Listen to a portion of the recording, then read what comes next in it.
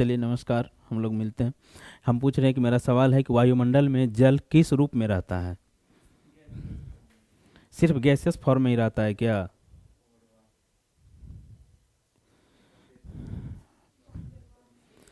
नहीं, मतलब तीनों रूप आप कह सकते हैं भाई। गैसियस फॉर्म में भी रहता है, वाष्प के रूप में भी रहता है, और जब बादल बनती है तो किस रूप में होता है वो? तो वो उसका सॉलिड फॉर्म होता है। और जैसे सपोज कीजिए कि अभी यहाँ से 50 किलोमीटर ऊपर अगर कोई लिक्विड फॉर्म में बादल में हो पानी, वो अभी जमा नहीं हो पूरी तरीक़ा से, तो उसको हम लिक्विड भी तो कह सकते हैं। जैसे सपोज कीजिए कि यहाँ से वाष्प हमारा ऊपर गया है, वाष्प ऊपर गया और ये अब धीरे धीरे ठंडा हुआ तो पानी की बूंदें बनी और ये जम रहा है तो फिर बादल बनेगा ना। तो हम तीनों फॉर्म कह सकते हैं ना कि वायुमंडल में जो पानी है वो तीनों फॉर्म में रहता है, ठोस, द्रव और गैस तीनों फॉर्म में रहता है। ठीक है, ठीक है, ये सब थोड़ा सा सोचना पड़ता है, किताब उताब में आसानी से नहीं लिखा मिलेगा। तो चलिए हम लोग आगे देखते हैं, इस चैप्टर पे बात करते हैं आज। यहाँ पे लिखा है कि आप पढ़ चुके हैं कि हवा में जलवाष्प मौजूद होती है। यहाँ से देखे कह देते क्या जलवाष्प, जलवाष्प मौजूद है, ये बात सही है। इसमें वायुमंडल के आयतन में 0 डिग्री से लेकर 4% तक की भिन्नता पाई जाती है। मौसम की परिघटना में इसका महत्वपूर्ण योगदान होता है। जलवाष्प का मौसम की परिघटना में योगदान होता है, ये बात सही है, क्योंकि जलवाष्प होगा तभी तो बारिश होगी, बारिश होगी तो मौसम परिवर्तन हो जाएगा। जल वायुमंडल में यहाँ देखिए, यहाँ पे अगला ही लाइन लिखा हुआ था भाई कि जल वायुमंडल में गैस, द्रव और ठोस के रूप में उपस्थित होता है। आप तो पढ़ भी रहे थे फिर भी नहीं पता चला। अगला ही लाइन यहाँ पे लिखा हुआ है कि जल जो है वायुमंडल में तीनों अवस्था में गैस, द्रव तथा ठोस के रूप में उपस्थित होता है। समझने में कोई दिक्कत? फिर देखिए यहाँ कर वायुमंडल में आर्द्रता, जलाशयों से वाष्पीकरण, ठीक है, और पौधों में तो वाष्पोत्सर्जन का मतलब क्या होता है? यहाँ पे वाष्पीकरण लिखा और यहाँ पे वाष्पोत्सर्जन लिखा है, इसका मतलब क्या होता है? ये पीटी में क्वेश्चन पूछा हुआ है, प्रीलिम्स में ये क्वेश्चन पूछा है। बताइए कि ये दोनों एक दूसरे से अलग कैसे है? वाष्पीकरण और वाष्पोत्सर्जन का मतलब क्या होता है?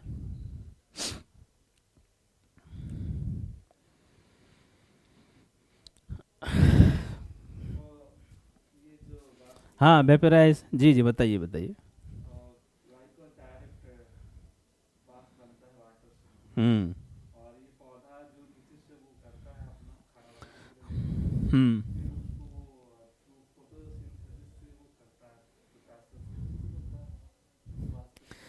ठीक है, आप पेड़ के नीचे जब बैठते हैं, वृक्ष के नीचे बैठते हैं तो आदमी को ठंडा महसूस होता है, ऐसा क्यों होता है? क्या छोड़ते रहता है भाई? Carbon dioxide? नहीं, आप हम जैसे गर्मी, धूप काफ़ी है, ठीक है, और आप पौधे के नीचे बैठे हुए हैं तो आपको ठंडा महसूस होता है, तो ऐसा क्यों होता है? शैडो कारण नहीं होता है। जो सूरज की किरणें आती है ना, तो ये वाष्पोत्सर्जन उसको अवशोषित कर लेता है। जो पत्ता है ना, पौधे का पत्ता, वो अवशोषित कर लेता है, ठीक है, और उसके एवज में जो पौधे में पानी होता है वो उसको रिलीज कर देता है। अभी आप देखे होंगे, कभी देखे होंगे कि कोई पौधा है, काफ़ी गर्मी है और उसमें अगर 2 4 5 रोज पानी नहीं डाला गया तो पौधा भी सूखने लगता है, फिर उसको पानी देने की आवश्यकता पड़ती है। ठीक है, तो यही रीजन है कि जब जलाशय से होगा तो उस शब्द को जलवाष्प कहा जाता है, और पौधे से होगा तो उसको वाष्पोत्सर्जन कहा जाता है। जलाशय वाले को कभी वाष्पोत्सर्जन नहीं कहा जाएगा और पौधे वाले को कभी वाष्पीकरण नहीं कहा जाएगा। ठीक है, समझ गए कि सूर्य की किरणें जब आती है तो जो पौधा होता है, पत्ती होता है, वो उसको अवशोषित कर लेता है और उसके एवज में उसको पानी को रिलीज करता है। इसी को वाष्पोत्सर्जन कहा जाता है। इसीलिए हम वृक्ष के नीचे जब भी होते हैं तो सूर्य की किरणें हमारे ऊपर डायरेक्ट या सीधी नहीं पड़ती है, इसलिए हमें ठंडा महसूस होता है। ठीक है, अगला क्वेश्चन यहाँ पे है कि देखिए, इस प्रकार वायुमंडल, महासागरों तथा महाद्वीपों के बीच जल का लगातार आदान प्रदान, वाष्पीकरण, वाष्पोत्सर्जन, संघनन एवं वर्षा की प्रक्रिया द्वारा होता है। क्या ये जल चक्र है? अगर आपसे क्वेश्चन कोई जल चक्र पे पूछे, ठीक है, जल चक्र पे क्वेश्चन अगर पूछे तो जल चक्र में यही होता है ना कि वाष्पीकरण होता है, वाष्पोत्सर्जन होता है, फिर संघनन होकर क्या बनता है? बादल बनता है, बादल बनता है, और उसके बाद फिर वर्षा होती है। तो ये क्या हमारा पूरा प्रोसेस है। समझ, इसमें कोई दिक्कत नहीं समझने में? चलिए हम लोग आगे चलते हैं। आगे देखिए यहाँ पे क्या लिखा हुआ है कि हवा में मौजूद जलवाष्प को आर्द्रता कहते हैं। तो आर्द्रता का डेफिनेशन याद कर लीजिए, कई बार ये क्वेश्चन पूछा जाता है। हवा में मौजूद जलवाष्प को आर्द्रता कहते हैं। ठीक, अगर मात्रात्मक दृष्टि से इसे विभिन्न प्रकार से व्यक्त किया जाता है। अब ये बताइए कि आर्द्रता जो पूरे पृथ्वी पर है, तो आर्द्रता सर्वाधिक कहाँ पे होगा? पृथ्वी के किस क्षेत्र में आर्द्रता सर्वाधिक होगा, कहाँ पे? जैसे इक्वेटर के पास क्या होगा, आर्द्रता अधिक होगा ना, यहाँ पे टेम्परेचर, यहाँ पे अधिक धूप आते रहता है, यही कहा। और जब हम 90 की तरफ बढ़ेंगे तो आर्द्रता कम होता जाएगा। अब 60-65 पे उतनी आर्द्रता नहीं होगी जितनी कि 25 पे होगा, 20 पे होगा, 10 पे होगा, 5 पे होगा, ठीक है। तो समझ गए ना आर्द्रता का मात्रात्मक दृष्टि से इसे विभिन्न प्रकार से व्यक्त किया जाता है। वायुमंडल में मौजूद जलवाष्प की वास्तविक मात्रा को निरपेक्ष आर्द्रता कहते हैं। ये क्वेश्चन कई बार पूछा गया, इसको याद पीटी में इसको ध्यान रख लीजिएगा।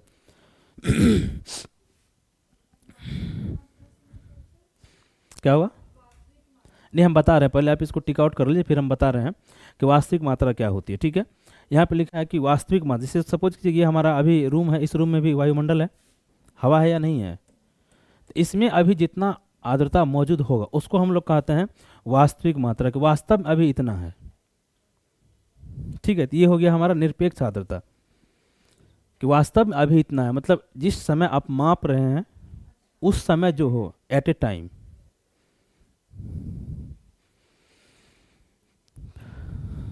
उसे हम लोग कहते हैं निरपेक्ष आर्द्रता, एट ए टाइम।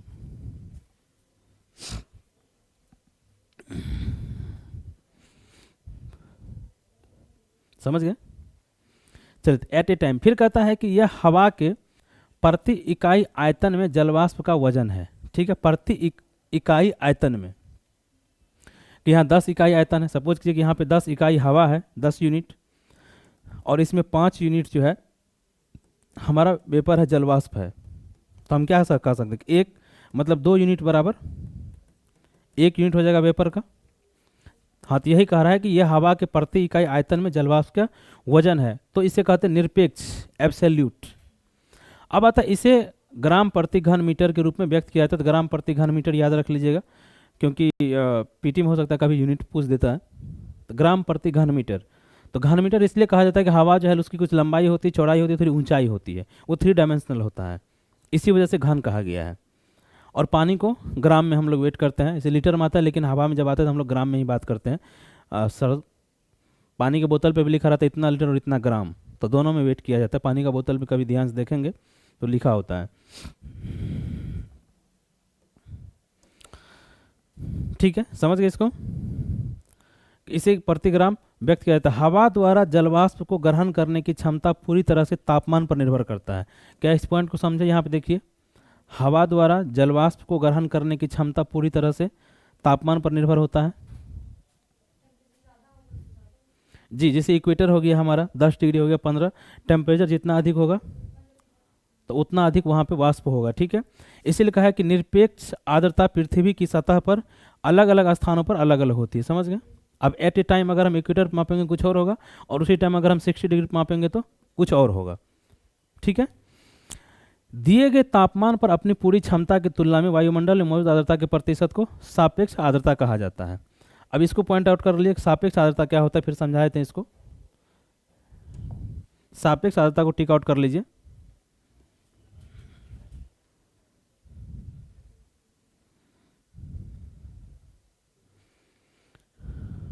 टिक आउट कर लिए। तो देखिए सापेक्ष आर्द्रता क्या होता है, सपोज कीजिए कि यहाँ पे टेम्परेचर है, हम ले लेते हैं 20 डिग्री, 20 डिग्री टेम्परेचर अभी यहाँ पे है, सपोज करते हैं, ठीक है। और यह इसमें जो है हमारा जो आर्द्रता है, या अगर हम वाष्प कह सकते हैं, वाष्प या आर्द्रता, ये 5 यूनिट है अभी वर्तमान में मौजूद एट ए टाइम, ठीक है। तो इसको हम लोग क्या कहेंगे, निरपेक्ष आर्द्रता, निरपेक्ष बोलेंगे ना, निरपेक्ष आर्द्रता, ठीक है। लेकिन 20 डिग्री टेम्परेचर को जो वाष्प है वो 10 यूनिट लेने की कैपेसिटी है, कि ये 10 यूनिट के ले सकता है, तो 5 कमी हो गया। अगर ये 5 यहाँ पे फुलफिल हो जाएगा तो क्या हो जाएगा कि वायुमंडल उसको जितना होना चाहिए था उतना वो ले चुका है। ये यही इसी को हम लोग कहते हैं कि 10 यूनिट लेने की क्षमता है, उसके पास उस समय 5 है, जब 5 और पूरा हो जाएगा तो वो अपने सापेक्ष स्थिति पे पहुंच जाएगा। हाँ, जितना टोटल उसकी क्षमता ग्रहण करने का अगर उस स्थिति में पहुंच जाएगा, तो यहाँ देखिए, यहाँ पे लिखा हुआ है, दिए गए तापमान पर अपनी पूरी क्षमता की तुलना में वायुमंडल में मौजूद आर्द्रता के प्रतिशत को सापेक्ष आर्द्रता कहते हैं। तो पूरी क्षमता, ठीक है। हवा के तापमान के बदलने के साथ ही आर्द्रता ग्रहण करने की क्षमता बढ़ती है, समझ गए। अगर टेम्परेचर बढ़ेगा तो आर्द्रता ग्रहण करने की क्षमता बढ़ेगी उसकी।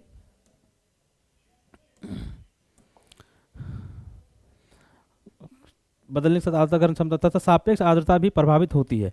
अब टेम्परेचर जब चेंज होगा तो निरपेक्ष और सापेक्ष दोनों आर्द्रता प्रभावित होगा ही होगा। ठीक है, प्रभावित होती है। यह महासागरों के ऊपर सबसे अधिक तथा महाद्वीपों के ऊपर सबसे कम, इसको समझने में कोई दिक्कत नहीं है ना, कि महासागर के ऊपर तो सबसे अधिक होगा क्योंकि वहाँ पानी इजीली अवेलेबल है। एक निश्चित तापमान पर जलवाष्प से पूरित हवा को संतृप्त हवा कहते हैं, जो वो हमारा हो गया सापेक्ष आर्द्रता, रिलेटिव वाली बात। तो यहाँ पे क्या होगा, कोई भी चीज़ संतृप्त कब होता है, जैसे आदमी क्या है, आदमी को प्यास लगा है, आदमी भरपूर पानी पी रहे, फिर वो क्या कहता है, आत्मा हमारा तृप्त हो चुका है, संतुष्ट हो गया है। तो वही कह रहा है कि एक निश्चित तापमान पर जलवाष्प से पूरी तरह पूरित हवा को, यानी जितनी उसको चाहिए अगर उतना मिल गया है तो वो पूरा का पूरा संतृप्त हवा कहलाएगा। ठीक है, समझ गए। इसका मतलब यह है कि हवा इस स्थिति में दिए गए तापमान पर और अधिक आर्द्रता ग्रहण करने के इसमें सक्षम नहीं है। आदमी पानी पूरा पी चुका है तब उसको पानी पीने की आवश्यकता नहीं है, तो वही कह रहा है कि जितना उसको चाहिए उतना वो ले चुका है। इसको हम लोग कहते हैं क्या, संतृप्त हवा। हवा के दिए गए प्रतिदर्श में जिस तापमान पर संतृप्तता आती है उसे औसांक कहते हैं। इसको याद रखिएगा, पीटी के लिए, सब पीटी के लिए बहुत इंपॉर्टेंट है। ठीक है,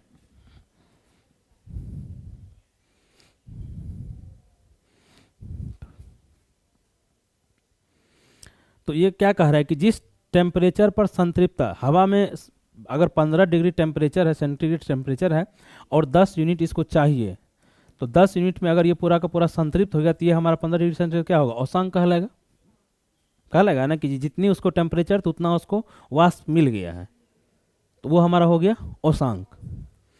अब वहाँ पे वाष्पीकरण नहीं होगा। हाँ, टेम्परेचर बढ़ेगा तब होगा, अगर टेम्परेचर उतना रहा तो फिर नहीं होगा। ठीक है, आगे चल, अगला कहता है कि वाष्पीकरण तथा संघनन। अब हम वाष्पीकरण और संघनन की बात करें तो वाष्पीकरण आप समझ गए क्या होता है, और संघनन का मतलब क्या होता है, बादल का बनना। ठीक है, तो वायुमंडल में जलवाष्प की मात्रा वाष्पीकरण तथा संघनन के कारण क्रमशः घटती बढ़ती रहती है। ठीक है, अब कह रहा है कि जलवाष्प की मात्रा, अगर जलवाष्प की मात्रा जो है और अगर अधिक वाष्पीकरण होगा तो क्या होगा, बढ़ जाएगा, और अगर यही वाष्प का संघनन हो गया तो घट जाएगा। उसीलिए वहाँ पे क्या लिखा है कि कारण क्रमशः घटती बढ़ती रहती है।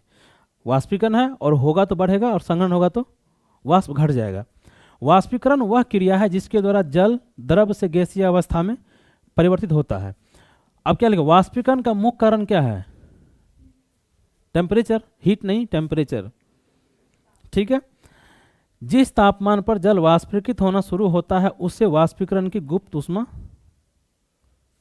कहा जाता है। हम लोग चक्रवात में भी पढ़े थे गुप्त ऊष्मा, ऐसे रोटी में भी कहा जाता है, रोटी में भी होता है। ठीक है, तो जिस तापमान पर जल वाष्पीकृत होना शुरू होता है उसे वाष्पीकरण की गुप्त ऊष्मा कहते हैं। और फिर क्या होता है, जब बादल में यही जल संघनन होना शुरू होता है, बादल बनना शुरू होता है, तो फिर उस ऊष्मा को वो वायुमंडल में छोड़ देता है। समझ गए यहाँ तक, कोई दिक्कत। हवा के अंश में जल को अवशोषित करने एवं धारण करने की क्षमता तापमान में वृद्धि के साथ बढ़ती है। ठीक है, टेम्परेचर बढ़ेगा तो जल अवशोषण करने की क्षमता बढ़ेगी। उसी प्रकार यदि आर्द्रता कम है तो हवा में नमी को अवशोषित करने तथा धारण करने की क्षमता होती है। टेम्परेचर है, उसमें आर्द्रता कम है तो क्या होगा, और वाष्पीकरण होगा वो अपने संतृप्त अवस्था तक पहुंचने के लिए। ठीक है, हवा की गति संतृप्त परत को असंतृप्त परत के द्वारा हटा देती है। इस प्रकार हवा की गति जितनी तीव्र होगा वाष्पीकरण उतना ही तीव्र होगा। अब ठीक है, बता रहे हैं। अब ठंडी के मौसम में भी क्या होता है, अगर हवा तेज चल जाए तो कपड़ा थोड़ा जल्दी सूख जाता है, और गर्मी के मौसम में अगर हवा तेज चल जाए तो कपड़ा जल्दी सूख जाता है, हवा चलती पसीना भी तुरंत सूख जाता है। तो ये कह रहा है कि सपोज कीजिए कि यहाँ पे हवा पहले संतृप्त है, इसका मतलब क्या है कि जितना टेम्परेचर है उतना वाष्प यहाँ पे पहुँचा हुआ है, लेकिन कोई हवा उधर तेज गति में तो इसको उड़ा के उधर लेकर चले जाएगा ना, तो ये क्या होगा, संतृप्त जो था या हवा उधर से आई तो इसका टेम्परेचर बढ़ा देगा, टेम्परेचर बढ़ा देगा ना। तो जो पहले 10 यूनिट था अभी इसको 12 की आवश्यकता है ना, 13 की आवश्यकता है। इसलिए कहा है कि हवा की गति संतृप्त परत को असंतृप्त बना देता है, समझ गए ना, और परत के द्वारा उसको हटा देती है। इस प्रकार हवा की गति जितनी तीव्र होगी वाष्पीकरण उतना ही तीव्र होगा। यहां तक समझ गए पूरा वाष्पीकरण। अब अगला है कि जलवाष्प का जल के रूप में बदलना संघनन कहलाता है। ये सब पीटी के लिए इंपॉर्टेंट है। उष्मा का ह्रास ही संघनन का कारण होता है, समझ गए। अभी हम बताएं जो हमारा कौन सा उष्मा, जो लेटेंट हीट गुप्त उष्मा होती है वाष्प में, उसका ह्रास हो जाएगा। जब आदर्श हवा ठंडी होती है तब उसमें जलवाष्प को धारण करने की क्षमता समाप्त हो जाती है, सही है, ठीक है। जब अतिरिक्त जलवाष्प द्रव में संघनित हो जाता है, जब यह सीधे ठोस रूप में परिवर्तित होता है तो इसे ऊर्ध्वपातन कहते हैं। ये काफी बार पढ़े होंगे फिजिक्स में, ये टॉपिक बहुत बार आता है। ऊर्ध्वपातन क्या होता है, यहां पे लिखा हुआ है कि जब जलवाष्प द्रव में संघनित हो जाता है और जब यह सीधे ठोस रूप में परिवर्तित हो जाता है, यानी बादल बन गया। कहते हैं स्वतंत्र हवा में छोटे छोटे कणों के चारों ओर ठंडा होने के कारण संघनन होता है, तब इन छोटे छोटे कणों को संघनन केंद्रक कहा जाता है। जैसे हम बताए थे कि वायुमंडल में क्या होता है, छोटे छोटे कण होता है ठोस के रूप में। वायुमंडल क्या है, ठोस तरफ गैस है, तो ये जलवाष्प क्या करेगा, इस कण के चारों तरफ सटते रहता है, सटते सटते एक दिन पूरा लंबा बादल बन जाता है, ठीक है। यही तो लिखा हुआ है ना कि स्वतंत्र हवा में छोटे छोटे कणों के चारों ओर ठंडा होने के कारण संघनन होता है। इन छोटे छोटे कणों को संघनन केंद्रक कहा जाता है। खासकर धूल, धुआं तथा महासागरों के नमक के कण अच्छे केंद्रक होते हैं क्योंकि वे पानी को अवशोषित करते हैं। संघनन उस अवस्था में भी होता है जब आर्द्र हवा कुछ ठंडी वस्तुओं के संपर्क में आती है। तो यहां तक समझ गए कि कैसे बादल बनेगा। वाष्प है, वाष्प हमारा वायुमंडल में मौजूद है, छोटा छोटा कण है, उसके चारों तरफ वो सटते जाएगा और बादल बन जाएगा। यह भी लिखा हुआ है कि जब आर्द्र हवा कुछ ठंडी वस्तुओं के संपर्क में आती है तथा उस समय भी हो सकता है जब तापमान औसांक के नजदीक हो जाए। तो हर चीज डिपेंड करेगा टेम्परेचर पे, ठीक है। औसांक हम लोग पढ़े थे ऊपर, औसांक क्या पढ़े थे,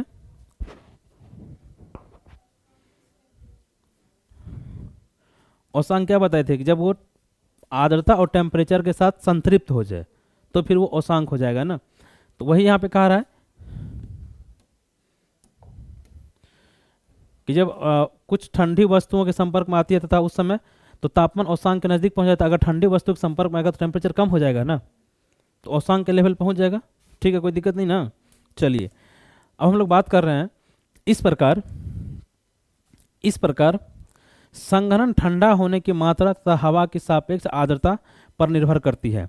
क्या कर रहा है, संघनन यानी ठंडा होने की जो मात्रा है, हवा के सापेक्ष आर्द्रता। अगर हवा संतृप्त होगी तो बादल जल्दी बन जाएगा।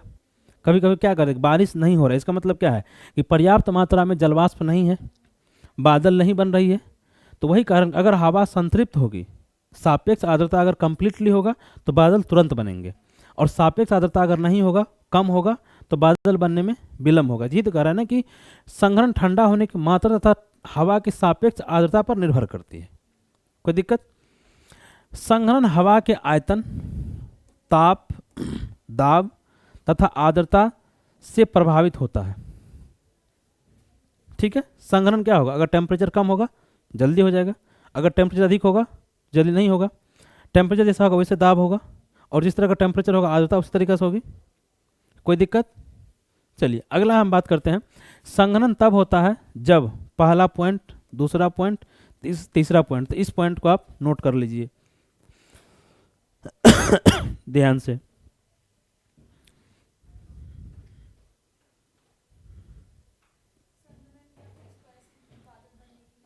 हाँ, तो आप ज्योग्राफी में संघनन ही लिखेंगे, बादल बनने की प्रक्रिया बहुत नॉर्मल शब्द होता है, नंबर उम्र कटने का चांस बढ़ जाता है। तो फिर आप लिख सकते हैं, अगर क्वेश्चन में लिखा है तब आप लिख सकते हैं, और अगर क्वेश्चन में संघनन लिखा है और आप बादल बनने की प्रक्रिया लिखेंगे तो थोड़ा सा नेगेटिव इम्पैक्ट पड़ जाएगा।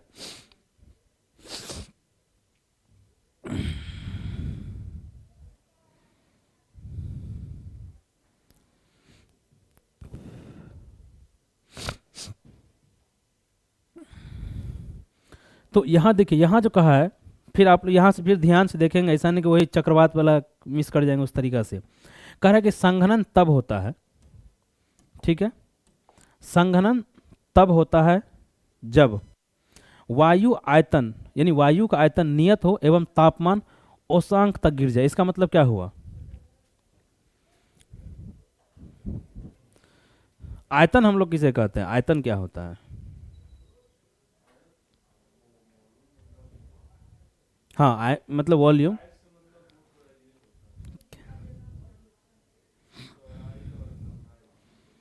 ऊंचाई भी होता है, वॉल्यूम में ऊंचाई भी होता है। चलिए, हम यहाँ कह रहा है कि वायु का आयतन, सपोज कीजिए ये हमारा वायु है, इसमें कुछ जलवाष्प है, होगा, तो इसकी जितनी टेम्परेचर है उस कैपेसिटी के अनुसार इन्होंने जलवाष्प को ग्रहण कर लिया है, ठीक है।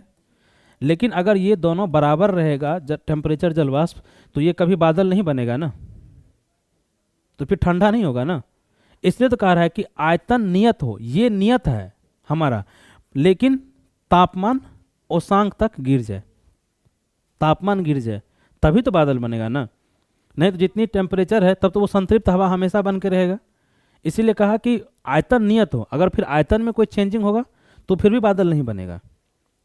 आयतन नियत हो और टेम्परेचर औसांक तक गिर जाए। औसांक हम लोग ऊपर पढ़ चुके हैं कि जब संतृप्त हवा हो तो उसको हम लोग औसांक कहते हैं। तो पहला पॉइंट समझ गए। दूसरा है कि वायु का आयतन तथा तापमान दोनों ही कम हो जाए, ठीक है, कि आयतन भी कम हो रहा है और टेम्परेचर भी कम हो रहा है। सपोज कीजिए कि ये टेम्परेचर हमारा, इसके पास जलवाष्प ग्रहण करने की क्षमता 10 यूनिट की थी, लेकिन इन्होंने ग्रहण किया 8 यूनिट, 8 ही किया, तो बादल तो नहीं बनेगा। लेकिन क्या हुआ, टेम्परेचर इतना गिर गया कि वो 8 के बराबर आके संतृप्त हो गया, तो बादल बन जाएगा ना। इसलिए कह रहा है कि वायु का आयतन तथा तापमान दोनों ही कम हो जाए। तीसरा, वाष्पीकरण द्वारा वायु में और अधिक जलवाष्प प्रविष्ट हो जाए। इसको समझे कि टेम्परेचर यहाँ पे 20 डिग्री है और इसमें जो है 8 यूनिट हमारा जलवाष्प है, लेकिन जलवाष्प और आके यहाँ पे 8 के बदले इसको 12 कर दिया, तो क्या हो जाएगा, संतृप्त हो जाएगा और बादल बन जाएगा। तो यही 3 लिखा, वाष्पीकरण द्वारा वायु में और अधिक जलवाष्प प्रविष्ट हो जाए। या तो सिंपल इतना याद रखना, या तो टेम्परेचर गिर जाए या जलवाष्प हमारा बढ़ जाए, ठीक है। फिर भी हवा के तापमान में कमी संघनन के लिए सबसे अच्छी अवस्था है। देखिए, इंपॉर्टेंट किसको माना गया है? तापमान को, ठीक है। संघनन में ठीक है जलवाष्प चाहिए, लेकिन फिर भी सबसे मोस्ट इंपोर्टेंट फैक्टर क्या है? टेम्परेचर, ठीक है। तो टेम्परेचर, इसीलिए देखिए टेम्परेचर जो है बहुत महत्वपूर्ण चीज़ है, बादल बनने में, हवा को चलाने में, चक्रवात आने में, ठीक है। अब हम लोग यहाँ पे बात करें कि संघनन के बाद अब हमारा क्या हुआ, बादल बन गया। वायुमंडल की जलवाष्प या आर्द्रता निम्नलिखित में से एक के रूप में परिवर्तित हो जाती है। या तो ओस बन जाएगा, कोहरा बन जाएगा, तुषार बन जाएगा, या बादल बन जाएगा। अब डिपेंड करता है कि टेम्परेचर कितना कम हुआ। अगर थोड़ा सा कम होगा तो ओस बनेगा, उससे कम हुआ तो कोहरा बनेगा, उससे कम हुआ तो तुषार। तुषार मतलब छोटा छोटा ओला जो गिरता है, बर्फ जिसको कहते हैं। और अगर उससे भी ज़्यादा कम हुआ और ज़्यादा जलवाष्प एकत्रित हुआ तो बादल बन जाएगा। तो ये 4 टाइप है, इस चारों को आप याद रखेंगे ध्यान से कि 4 चीज़ें बनती है। तो वो डिपेंड किस पे करता है? टेम्परेचर और जलवाष्प की मात्रा पे। जी हाँ, हाँ एक ही होता है। वहाँ बल्क मात्रा में गिरता है भाई, ठीक है। इधर क्या बोले? एक होता है बर्फ, एक होता है हिम। तो फिर दोनों में क्या अंतर होता है? बर्फ एक टुकड़ा होता है, हिम बड़ा सा होता है, ठीक है। इसीलिए ये दोनों अलग अलग चीज़ है। तो हमारे बिहार यूपी में क्या होता है ना कि बरसात के साथ छोटा छोटा वो गिरता है, ओला, उसको ओला का कहते हैं कि ओला वृष्टि हुई, फसल का नुकसान हो गया। लेकिन जो हिमालय एरिया में है ना, वहाँ पे हिम गिरता है, मतलब बड़ी मात्रा में गिरता है, बल्क मात्रा में गिरता है, और गिरता है तो लगातार गिरते रहता है। जी ठीक है। तो ये है, यहाँ पे दोनों में अंतर होता है। तो ये समझ गए। अब अगला हमारा है, तो ये चार आप याद रखेंगे, ये चार कई बार पूछा गया, पीटी में भी कई बार, आपको मेंस में भी जरूरत पड़ेगा लिखने के लिए। अब क्या कह रहा है कि स्थिति एवं तापमान के आधार पर संघनन के प्रकारों को वर्गीकृत किया जा सकता है। तो क्या बोला, स्थिति एवं तापमान, तो ये क्या है हमारा चारों संघनन का प्रकार ही तो है ना। तो स्थिति मतलब कितना जलवाष्प है, और टेम्परेचर किस अनुसार है, उस अनुसार, ठीक है। तो संघनन तब होता है जब ओसांक जमाव बिंदु से नीचे होता है। तो हम लोग ओसांक क्या पढ़े थे कि जब हवा संतृप्त हो, जितनी टेम्परेचर उतना अगर उसमें वाष्प चले जाए, तो यही कहा कि जब तब होगा संघनन, तब होता है जब ओसांक जमाव बिंदु से ठीक नीचे चले जाए। तो बर्फ भी कब जमाता है, जब पानी 0 डिग्री से, ठीक है।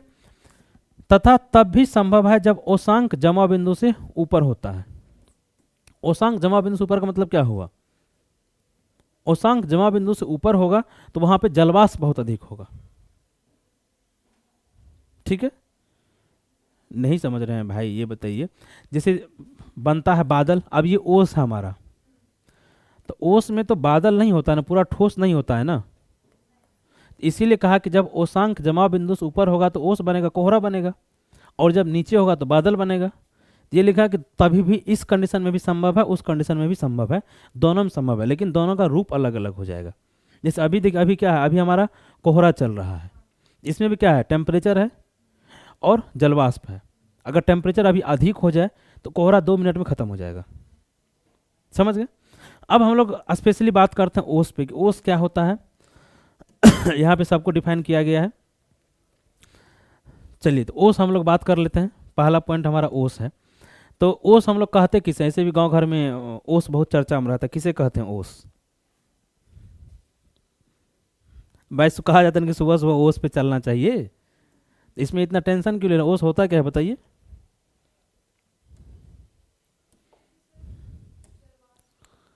हाँ बिल्कुल जलवाष्प होता है, ठीक है, लेकिन टेम्परेचर उतना लो नहीं होता है, ठीक है। जिसे हमारा क्या हुआ, सिंपल समझाते हैं कि ये जलवाष्प हमारा ऊपर गया, ठीक है, और फिर अगर टेम्परेचर बहुत अधिक माइनस में चला जाएगा तो क्या होगा, ये बादल बन जाएगा। लेकिन इतना माइनस में नहीं गया कि वो बादल बन जाए, वो वाष्प से जल के बूंद में तब्दील हो गया, ठीक है। सुबह सुबह घास पे वही होता है ना, जल की बूंदे नजर आती है। ये कहा कि वो इतनी टेम्परेचर नीचे नहीं गई कि वो बादल में तब्दील हो, वो जो जलवाष्प था वो पानी के बूंद में तब्दील हो गया, समझ गए। वही यहाँ कह रहा है कि देखिए ध्यान से कि ओस जब आर्द्रता धरातल के ऊपर हवा में संघनन केंद्रकों पर संघनित न होकर ठोस वस्तु जैसे पत्थर, घास तथा पौधे की पत्तियों की ठंडी सतहों पर पानी की बूंद के रूप में जमा होती है, ठीक है ना। धरातल के ऊपर हवा में संघनन केंद्रों पर, तो हम क्या बताए, पहले धूल का कण होगा, ये इधर से जुड़ेगा, लेकिन ये बादल ना बन के, ठोस ना बन के, ये पानी के बूंद के रूप में रहेगा। अगर यही ठोस बन जाएगा तो ओला हो जाएगा, ठीक है, और यही अगर पानी के रूप में है तो ये ओस है। तो क्या ऐसा, तो पानी के बूंद के रूप में जमा होती है, तब इसे ओस के नाम से जाना जाता है। इसके बनने के लिए सबसे उपयुक्त अवस्था साफ आकाश, ये याद रख लीजिएगा, ये पूछ सकता है कई बार। साफ आकाश होना चाहिए था, शांत हवा होनी चाहिए थी, उच्च सापेक्ष आर्द्रता होनी चाहिए थी, तथा ठंडी एवं लंबी रातें होनी चाहिए थी। यह आवश्यक है कि ओसांक जमा बिंदु से ऊपर हो।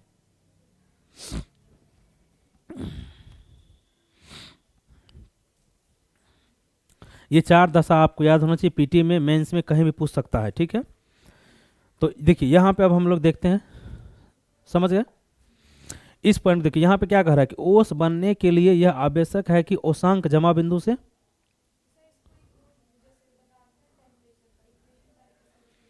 नहीं हम बता रहे हैं, ठीक है। पहले ये देखिए यहाँ पे क्या कह रहा है कि ओस बनने के लिए यह आवश्यक है कि ओसांक जमा बिंदु से ऊपर हो, ये कहा है ना।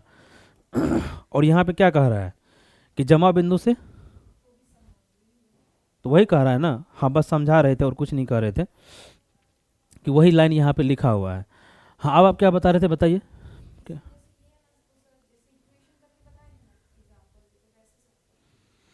नहीं जैसे ये है कि ये सिर्फ आवश्यक है कि ओसांक जमा बिंदु से ऊपर हो। तो देखिए हम ये बता रहे हैं कि ठीक है ये हमारा वायुमंडल है, ठीक है, और ये हमारा धरातल है। यहाँ पे 15 डिग्री सेंटीग्रेड हमारा टेम्परेचर है वायुमंडल का, और इसमें आर्द्रता हमारा जलवाष्प भरा हुआ है, ठीक है। अगर ये 15 डिग्री से गिर जाए 5 डिग्री पे तो ये बादल बन जाएगा ना, कि नहीं बन जाएगा? और ये 15 से गिरे 10 डिग्री पे तो क्या होगा? ये पानी की बूंद में तब्दील होगा। इसलिए कह रहा है कि ये जो है पानी के बूंद के रूप में रहता है। टेम्परेचर अगर 0 से नीचे आ जाए हो सकता है, अगर 0 से नीचे आ जाए तो क्या होगा? पूरा का पूरा बर्फ बन जाएगा। यही यहाँ पे कहा गया है, समझ गए? अब देखिए यहाँ पे जो 4-5 चीज़ें लिखा है, इस पॉइंट को थोड़ा ध्यान से देखिएगा, गौर कीजिएगा, ये बहुत जरूरी है। कि साफ आकाश क्यों लिखा है? साफ आकाश होना चाहिए था, शांत हवा होनी चाहिए थी, उच्च सापेक्ष आर्द्रता होनी चाहिए थी, और ठंडी एवं लंबी रातें होनी चाहिए थी। ये ओस बनने के लिए है। गर्मी के मौसम में अक्सर ओस गिरती है ना, सुबह सुबह आदमी जाता है तो सब दिन ओस नहीं गिरता है, कुछ ही दिन गिरता है, ठीक है। तो आखिर ऐसा क्यों होता है? ये साफ आकाश, शांत हवा, ये क्यों होना चाहिए था उसके लिए?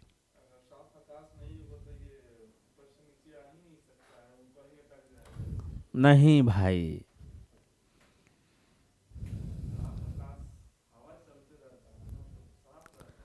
नहीं मतलब आकाश साफ क्यों होना चाहिए था, सवाल ये है। देखिए आकाश साफ अगर नहीं होगा, ये सपोज कीजिए हमारा बादल है, ठीक है, और ये हमारा धरातल है, धरातल है, ठीक है। ये बीच में हमारा क्या है? वायुमंडल है। तो जो आपने कहा कि ऊपर से नहीं आएगा, बादल रहेगा, तो ऊपर से क्या आएगा? जलवाष्प तो नीचे से जा रहा है ना, यही ना फिर रिटर्न होके वो ओस बनता है। ये अगर बादल रहेगा तो जो हम उष्मा बजट बताए थे, जो 48 यूनिट से वायुमंडल गर्म हुआ और रात में फिर 48 का 48 ऊपर चले जाता, ये बताए थे ना, जो बताए थे वायुमंडल कैसे गर्म होता है। अगर ये 48 का 48 ऊपर नहीं जाएगा, सपोज कीजिए यहाँ पे 20 गया और 28 यहाँ पे बच गया, तो फिर टेम्परेचर कम नहीं होगा ना। टेम्परेचर कम नहीं होगा तो वाष्प जो है वो बूंद में तब्दील नहीं होगा ना।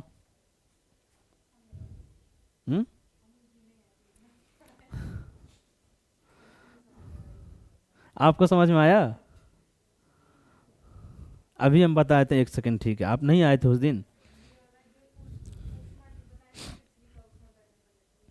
अरे भाई तो हम तो डाले भी थे शायद यूट्यूब पे, देखना चाहिए था। ठीक है ऑनलाइन वालों, आपका हमारा सफ़र यहीं तक का था। अब अगर आपको ज़रूरत हो तो आप हमसे हमारे दिए गए नंबर पे संपर्क कर सकते हैं। बहुत बहुत धन्यवाद। अब हमको उसमें बजट थोड़ा समझाना है। धन्यवाद आपको।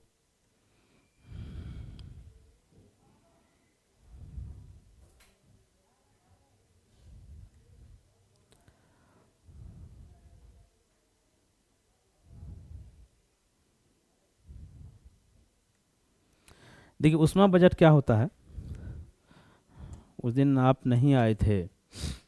ये हमारा सूरज है, एक सेकंड, ये हमारा सूरज है, ठीक है, और ये हमारा धरातल है। तो यहाँ से सूरज की रोशनी आती है, टेम्परेचर लेकर आती है। तो ये 100 यूनिट वहाँ से चला, किसी चीज़ को हम 100 मान के चलते हैं। तो यहाँ पे क्या है? यहाँ पे हमारा बादल है, ये बादल हो गया ना। तो ये बादल जो है ना 35 को रिफ्लेक्ट कर देता है, 35 को, ये 35 यूनिट को रिफ्लेक्ट कर देता है, धरातल पर आने ही नहीं देता है। शेष बचा कितना? 65। तो 65 जो आता है ना, इस 65 में जो है हमारा 14 जो है ये वायुमंडल ले लेता है, 14 यूनिट वायुमंडल ले लेता है, 14 ले। तो अब कितना बचा? 51 बचा ना। तो 51 इस धरातल पे आ जाता है, धरातल इसको अवशोषित कर लेता है। उसके बाद क्या करता है? धरातल जब गर्म होता है तो फिर ये अपना रे निकालना शुरू करता है, तरंग निकालना शुरू करता है। तो ये फिर क्या करता है? अंतरिक्ष की तरफ इसको भेजने लगता है। तो इसमें से क्या करता है? 34 जो है फिर ये वायुमंडल रख लेता है और 17 ऊपर चले जाता है। 34 वायुमंडल रख लेता है, 17 ऊपर चले जाता है। तरंग हाँ। तो ये पहले सुन लीजिए। तो ये कितना हो? 34 14 कितना हो गया? 48 हो गया ना। और जब रात में सूर्यास्त हो जाता है तो फिर ये 48 अंतरिक्ष में चले जाता है, मतलब जितना आया उतना चले गया। तो इसलिए पृथ्वी का जो है धरातल का टेम्परेचर बराबर रहता है।